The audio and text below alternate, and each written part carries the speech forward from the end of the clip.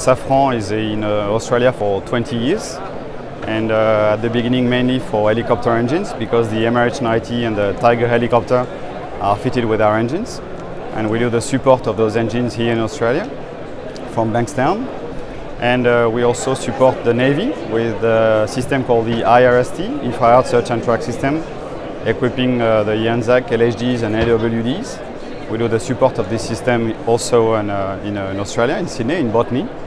And we also have the Tiger mounted roof sight system, which is supported here in Australia, in Botany also. And as you may have seen, we've been selected yesterday and announced by the Minister for Defence as the supplier for the optronic mast, radar mast and navigation suite for the future submarine. So Safran is a group of 100,000 people in 60 countries. Last year a revenue of 21 billion euros. And so we have basically three major businesses. First is the aerospace, because we do all the propulsion system for so commercial aviation with a joint venture with General Electric called CFM. So every Boeing 737 flying in the world is fitted with our engine. Then we do the propulsion system also for the military aircraft, so fighter jets or military transport aircraft. We do the propulsion system for helicopters, civilian and helicopter and military helicopters. We do all the landing systems, all the flight controls, all the cockpit display. We also do all the seats, interiors of the commercial aviation. So basically, now today in a commercial plane, 70% of the plane is done by Safran. That's for the aviation side of the business.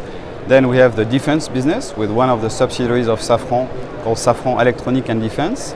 Safran Electronic and Defense is having two major businesses, which are the optronics and the inertial navigation systems. And the optronics can be applied in surface battleship, submarines, airborne system, ground systems, infantry systems, and the inertial navigation systems also can be fitting anything.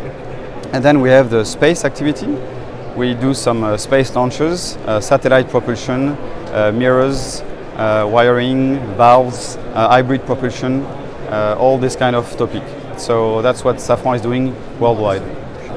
So I would say that the challenges might be that Australia is far from France, and it's sometimes hard to see the obvious here on the field and understand the needs of Australia in terms of AIC and in terms of technology, in terms of partnership, and convincing France is a huge part of the job. But we're getting there, and I think now, especially now that we've won this contract for the future submarine, that France is well aware of now the needs of Australia, especially as the chairman of Safran Group, called Ross McInnes, is the permanent ambassador for French industry in Australia, and he is half French, half Australian. So I think it's very important, and it's in the DNA of Safran because we are in 60 countries, so we are used to do some international business. We clearly understand that partnership is the key to succeed in developing Safran in other countries. So for primes, it's mainly because the program or the customer imposes us to deal with the prime. I take an example. For C1000, Naval Group is the prime for the sub, but Lockheed Martin is the prime of the combat system, and we have to deal with the combat system. So we are competing under Lockheed Martin. So now we contracted with Lockheed Martin for those equipments. So we are dealing with the prime. For the other partners, the SMEs, for example, it's a question of win-win situation. So we have to identify what is missing to Safran in the country, and we have to identify some partners. We have a main partner here in Australia called Thomas Global, and Thomas Global is very important for us.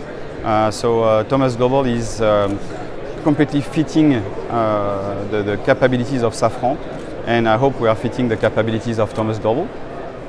So we developed this partnership because it's a win-win situation, and when you have a win-win situation, then the business and the relationship is much more easier, and the human relationship is easier, and everything is based on human relationship. Well, I think that everything is based on human relationship, and without human relationship you can't create anything. So you have to find the right fit in terms of win-win between all SMEs, local SMEs, or some primes. So sometimes the prime relationship we have is in a way imposed or developed because of a major contract. So we have to select, or we have to be selected by this prime and partner with this prime. Or we have to identify some local partners, SMEs, like the one we have called Thomas Global, which is our main partner here in Australia. And we have to develop this relationship to have this win-win situation where every need is fitted, and this human relationship can grow, can develop, and where you have this human relationship, usually at the end you have the success. I think that what we are really trying to bring to Australia is the sovereignty, and the sovereignty can only work with export capability. And for example, I take the example of the program C5000, the Future Frigates. We already have our system equipping the ANZAC, LHDs, AWDs, which is called the Infrared Search and Track System.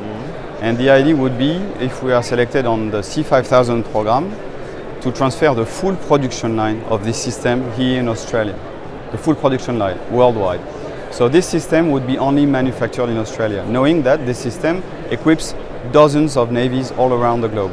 So this product would be Australian made and would give to Australia some technology and an export capability. Before being in Australia, I was having the same position in Korea for 3 years. Before that I was in the military for 20 years, so I was not doing any business. But I've seen a lot of different cultures because of my background. And clearly Korea doesn't work the same as Australia. I think it's very, let's say, easy to access to Australian people.